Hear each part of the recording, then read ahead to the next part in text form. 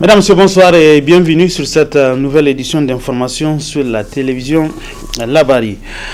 Un journal que nous débutons par la cérémonie de lancement ce matin à l'hôtel Radisson Blu du projet Shiga, Sahel Human Voice in Governance Activity. L'objectif principal de Shiga est d'accroître l'engagement entre les citoyens et les institutions gouvernementales en mettant davantage donc d'informations à la disposition des citoyens. Un projet financé par l'USAID. Le compte rendu de Alet Salah. Sahel Human Voice in Governance Activity Shiga, lancé à travers cette cérémonie, est financé par l'USAID à hauteur de 7 millions de dollars US.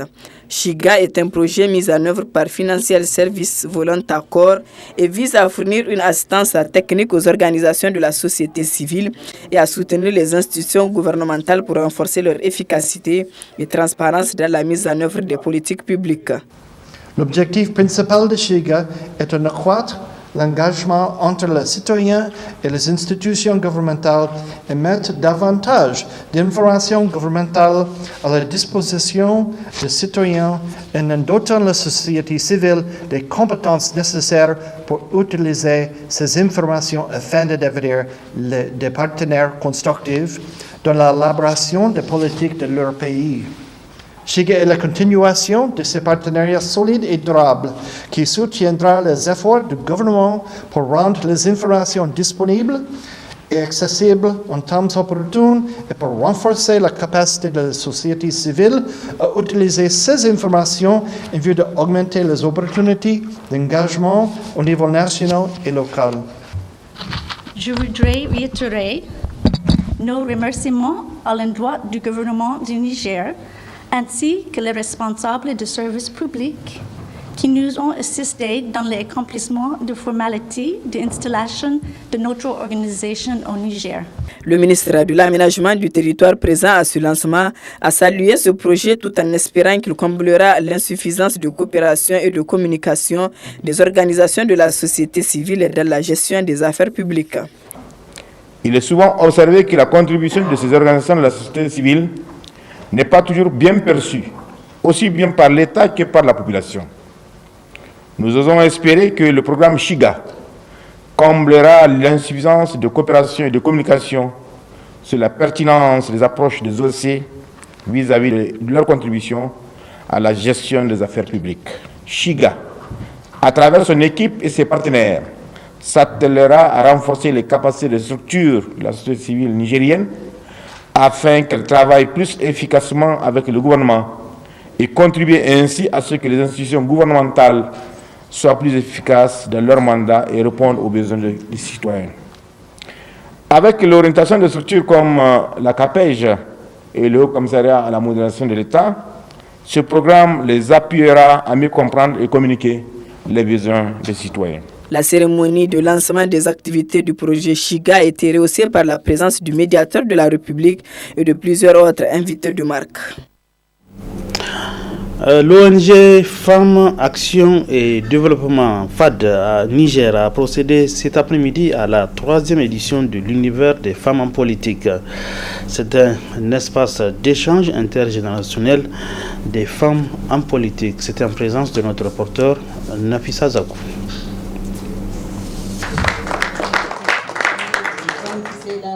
Cette rencontre entre femmes est un espace d'échange intergénérationnel des femmes en politique dénommé Univers des femmes en politique. Elle est initiée par l'ONG Femmes, Action et Développement FAD Niger.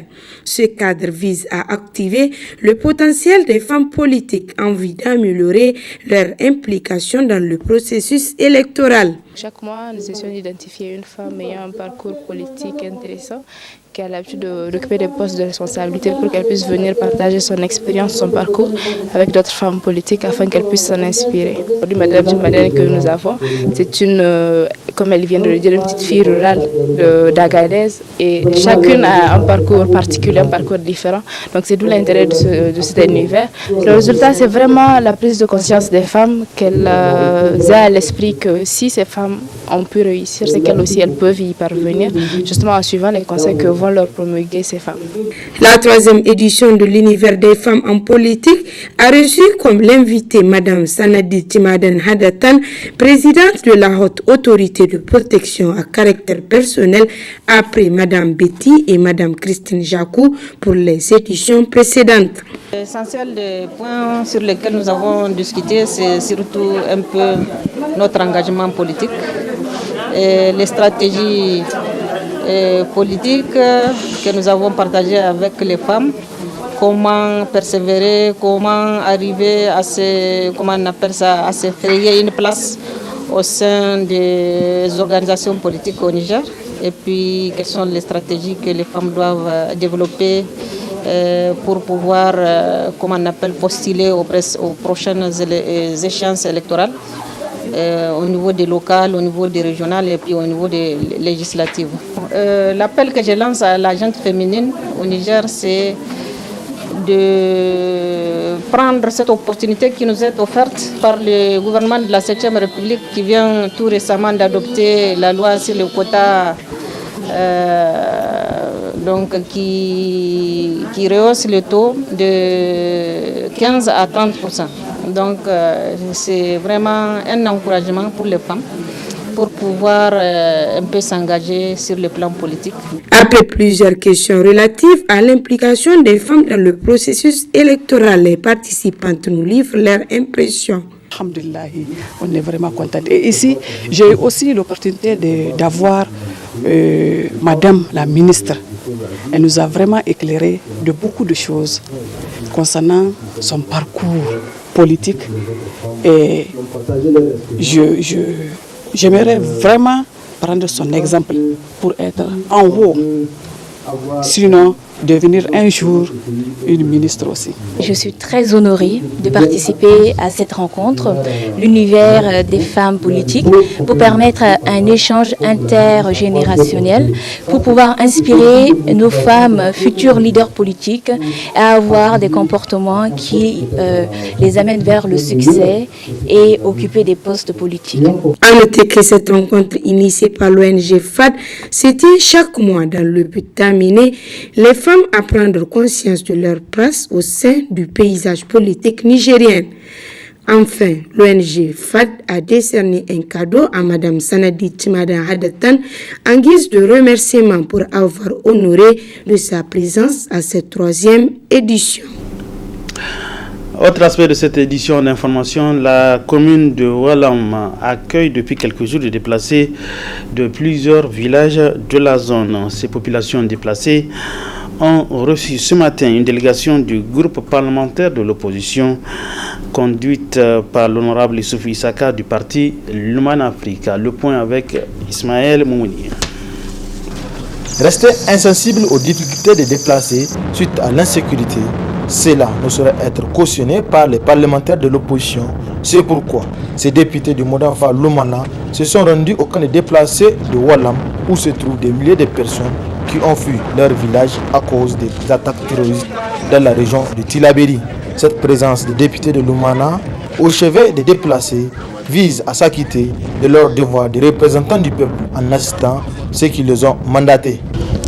L'objectif de cette mission, qui est dirigée par le président du groupe parlementaire Lumana Africa, Hankouri Tchissinkasa, c'est d'apporter notre soutien aux déplacés de Tiloa, Izouet et alentour, et nous souhaitons que la paix revienne sur toute l'étendue du territoire. Et nous implorons le bon Dieu qu'il les assiste dans cette lourde épreuve et que Dieu les guide et les accompagne partout où ils sont. Et nous interpellons le gouvernement d'apporter le soutien nécessaire et d'apporter une sécurité à ces gens-là pour qu'ils puissent regagner leurs villages respectifs et essayer d'amener des mesures d'accompagnement pour que la paix revienne totalement et que la paix soit une garantie totale à ces gens-là. En dehors de l'assistance morale, cette délégation a également offert une enveloppe de 500 000 francs à ses déplacés. Geste salué par ceux-là même qui ont presque tout perdu. Député Lumana, député Kanka, Irga Salmaranga, de Farahi, de Binikane, de Zurio Karanka Terse. On remercie vivement ces députés de Lumana qui ont quitté la capitale Niamey pour venir dans cette poussière nous assister. C'est pour la première fois qu'on reçoit la visite des députés. Et en plus de cette visite, ces députés ont mis la main à la poche pour nous donner cette somme importante qui va améliorer sans nul doute notre conditions de vie, car il y a parmi nous ceux qui n'ont rien en dehors de la seule tenue qu'ils portent sur eux. Merci infiniment aux députés de Lumana pour ce geste. Geste symbolique mais plein de signification. Cette visite des députés de Lumana a réconforté ces déplacés qui sont dans la précarité. Venir en aide à tout celui qui est dans le besoin sera récompensé par Dieu. Exemple que doit faire école pour les autres structures et partis politiques. Selon le dernier rapport de l'indice de perception de corruption, le Niger a connu régression de par sa position qu'il a occupée l'année dernière. À ce sujet suivant, la réaction de Alhaji Idi Abdou, il est acteur de la société civile. On suit un extrait avant de retrouver en partie magazine de ce journal. La note de 32 sur 100, c'est la note la plus basse que le Niger n'ait obtenue sous la 7e République. Ça veut dire que nous avons régressé pas par rapport à l'année passée, on a régressé par rapport à tous les 9 ans de la gouvernance de la 7e République. Cela effectivement confirme la banalisation de la corruption dans notre pays. Parce qu'on a vraiment reculé. Parce que c'est la note la plus basse. Mais en réalité, tous les observateurs aguerris ne sont guère surpris.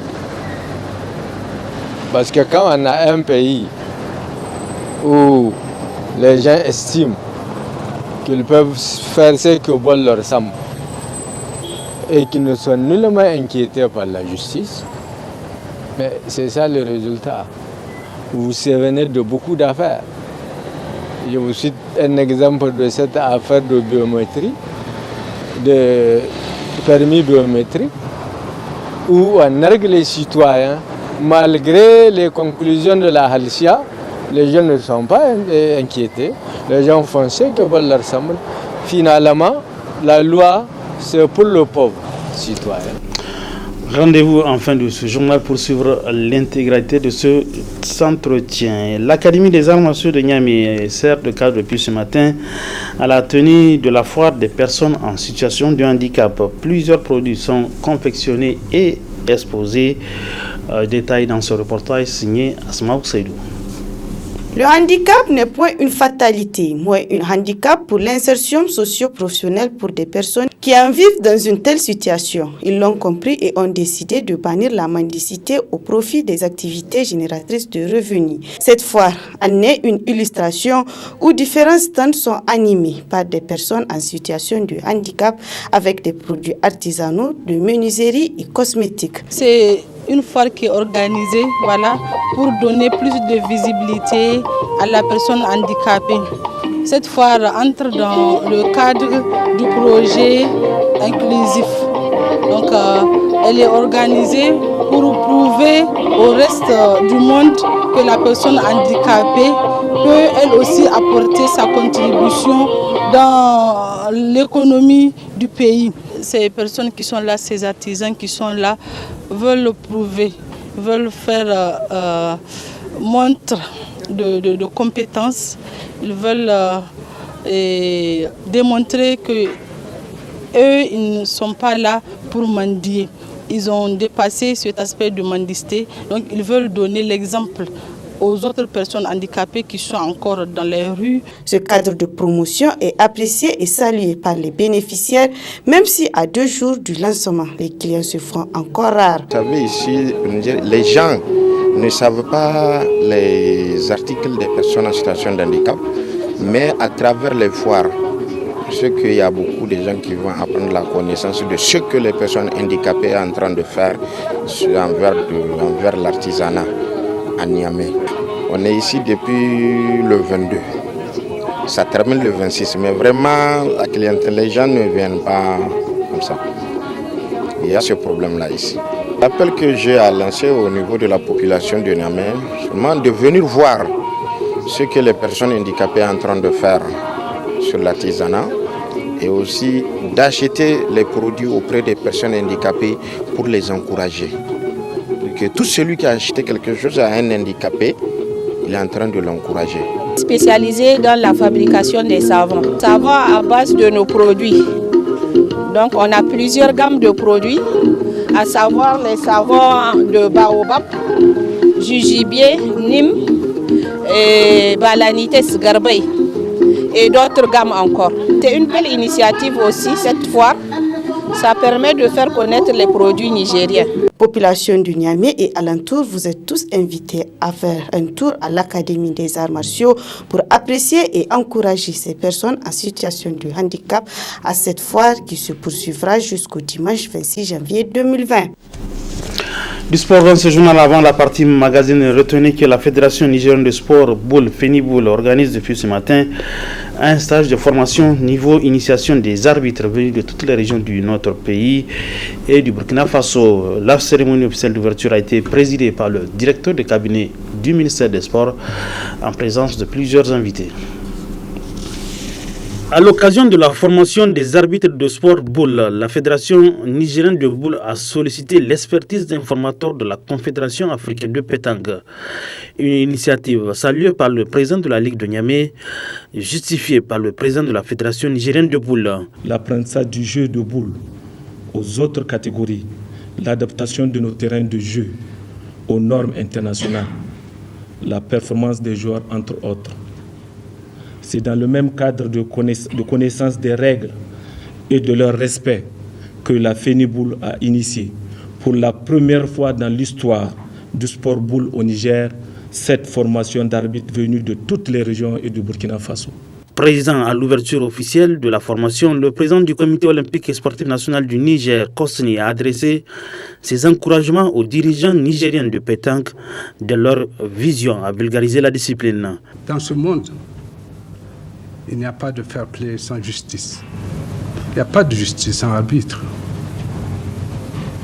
Et moi, depuis que je pense que j'ai été un des acteurs de la reconnaissance de la Feniboule au COSNI, depuis lors, je n'ai jamais entendu parler de la formation d'arbitre.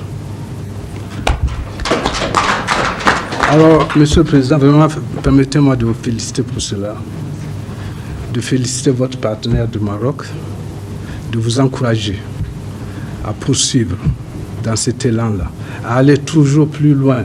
Pour sa part, le formateur s'est réjoui de sa présence au Niger afin de mettre à niveau les arbitres de sport boule. Je suis là pour vous accompagner, pas pour vous donner des ordres, mais pour vous aider à évoluer, pour arbitrer les compétitions.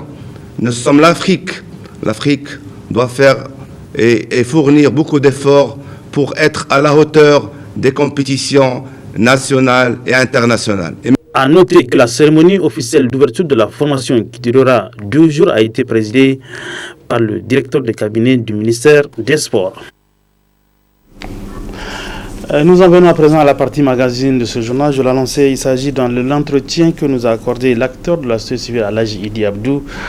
Un entretien qui a porté sur le dernier rapport de l'indice de perception de la corruption et la place qu'a occupé notre pays. Mesdames, Messieurs, bonne réception, bonsoir. La note de 32 sur 100, c'est la note la plus basse que le Niger n'ait obtenue sous la 7e République. Ça veut dire que nous avons régressé pas par rapport à l'année passée, on a régressé par rapport à tous les 9 ans de la gouvernance de la 7e République. Cela effectivement confirme la banalisation de la corruption dans notre pays. Parce qu'on a vraiment reculé. Parce que c'est la note la plus basse.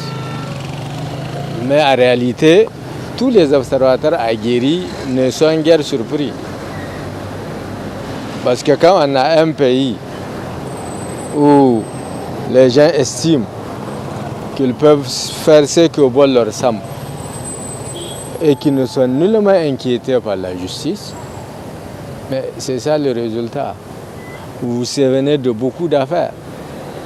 Je vous cite un exemple de cette affaire de biométrie, de permis biométrique, où on nargue les citoyens, malgré les conclusions de la Halcia, les gens ne sont pas inquiétés, les gens font ce que bon leur semble. Finalement, la loi, c'est pour le pauvre, c'est pour la société civile, c'est pour évidemment l'opposition. Et quand vous avez un pays comme ça, où ceux qui détiennent une parcelle de pouvoir estiment être au-dessus de la loi, mais c'est ça le résultat. Parce que la corruption, les clients de la corruption, ce ne sont pas la société civile. Les éléments de la société civile, ce ne sont pas l'opposition. C'est ceux qui gèrent les biens publics. Et si ceux qui gèrent les biens publics peuvent se permettre tous les écarts possibles, ils n'ont peur de rien, la loi ne s'applique pas à eux, ben écoutez, ça c'est le résultat logique de ce qui se passe au Niger. L'impunité, tant qu'il y a l'impunité, il y aura de la corruption. Tant qu'il y a l'impunité, il y aura de la corruption.